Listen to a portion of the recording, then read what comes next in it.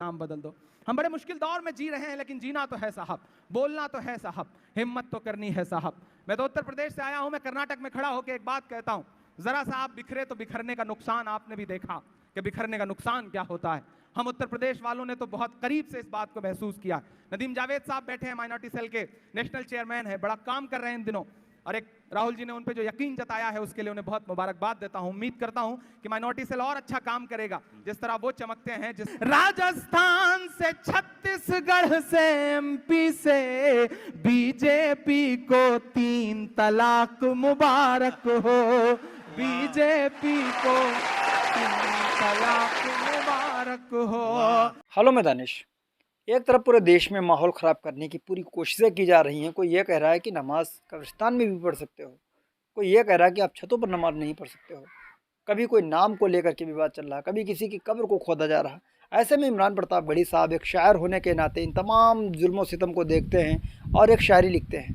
आइए वो नज़्म को सुन लेते हैं, उसके बाद में वीडियो के अंत में हम ये भी बताएंगे इकरा हसन की तरफ से खबर आ रही निकल कर, वो क्या है वीडियो को देखने के बाद बताएंगे। डीएल गोल्डन न्यूज़ चैनल को सब्सक्राइब करें। पहले नज़्म को सुन लेते हैं। तो मैं चाह रहा हूं कि आखिर में एक आध नज़्म आपको और सुना दूं। आप बहुत अच्छा सुन रहे हैं, शहरों के नाम बदले जा रहे हैं, कूंचियां लेकर के और ब्रश और पेंट लेके लोग घूम रहे हैं कि बस किसी तरह ये नाम बदल दो, वो नाम बदल दो। हम बड़े मुश्किल दौर में जी रहे हैं, लेकिन जीना तो है साहब, बोलना तो है साहब, हिम्मत तो करनी है साहब।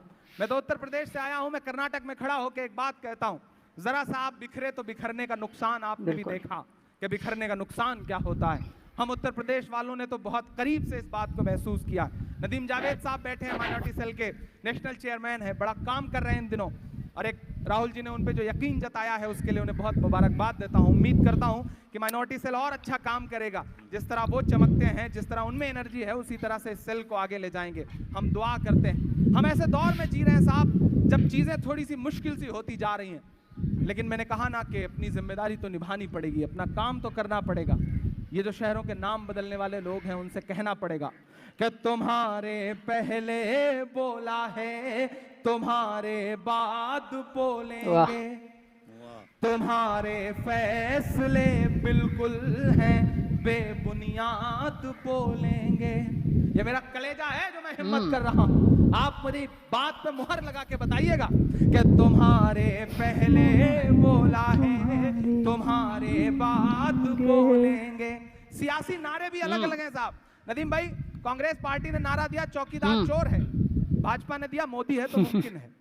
बस दोनों नारों को आप एकजुट कर लीजिएगा, बस चीजें लम्हा भर में कैसे जुड़ जाती हैं तो क्या से क्या हो जाती हैं। मैं पढ़ता हूं और दुआ मांगता हूं कि तुम्हारे पहले बोला है, तुम्हारे बाद बोलेंगे, तुम्हारे फैसले बिल्कुल हैं बुनियाद बोलेंगे। मिटा दो नाम कागज से, दिलों पर फिर भी लिखा है। क्या कहना भाई। इलाहाबाद बोला है, इलाहाबाद बोलेंगे, बहुत बढ़िया भाई, बहुत अच्छा। इलाहाबाद बोला है, इलाहाबाद बोलेंगे। 3 स्टेट का इलेक्शन हुआ साहब, हारे तो ऐसे हारे कि सोच भी नहीं पा रहे हैं कि कैसे हारे। और करना कि आप तो इतना तड़पा तड़पा के परेशान करते हैं कि जिसकी कोई हद नहीं। मतलब पूरे देश ने हराया, पूरे देश में अलग अलग स्टेट में हारे, लेकिन जो कर्नाटक ने धड़कनें रोकी हैं, जो सांसें रोकी हैं, वो शायद हिंदुस्तान का कोई स्टेट नहीं कर पाएगा। मतलब हालत ये हो गई कि फ्लोर टेस्ट से पहले ही हेड विकेट होना पड़ा। सलाम है कर्नाटक को, ऐसी जगह खड़ा हूं। मैं एक दिन सोच रहा था कि कर्नाटक, मध्य प्रदेश, राजस्थान और ये सब जो अभी ताजा 3 स्टेट के इलेक्शन हुए, उसके बाद नए नए ड्रामे खड़े किए जा रहे हैं। तब पढ़ता हूं कि हार गए सारे चालाक मुबारक। क्या कहने भाई। नफरत होने लगी हलाक मुबारक हो। तैयार रहिएगा, मैं थोड़ी देर मुशायरे में हूं कि हार गए सारे मुबारक हो, नफरत होने लगी हलाक मुबारक हो।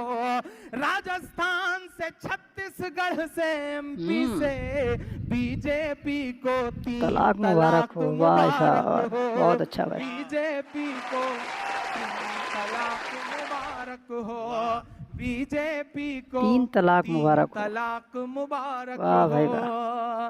एक दिन मैं बहुत सोच रहा था कि आखिर हारे क्यों।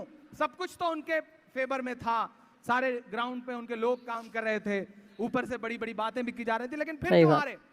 फिर मुझे याद आया साहब कि पिछले 25-30 साल से एक बड़े सीधे साधे देवता हैं, बड़े सीधे साधे भगवान हैं, राम जी, उनके नाम पे वोट मांगा जा रहा था।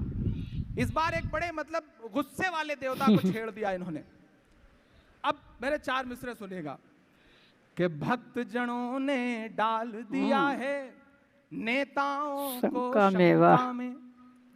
भक्त गणों ने डाल दिया है नेताओं को शंका में। 2019 कैसे जीतेंगे इस आशंका में। दलित बताकर हनुमान को छेड़ रहे थे। अब अगर अगला दलित बताकर पवन पुत्र को छेड़ रहे थे योगी जी। हनुमान ने आग लगा दी बीजेपी लंका की में, वाह भाई वाह। हनुमान ने आग लगा दी बीजेपी की लंका में। हनुमान ने आग लगा दी बीजेपी की लंका में।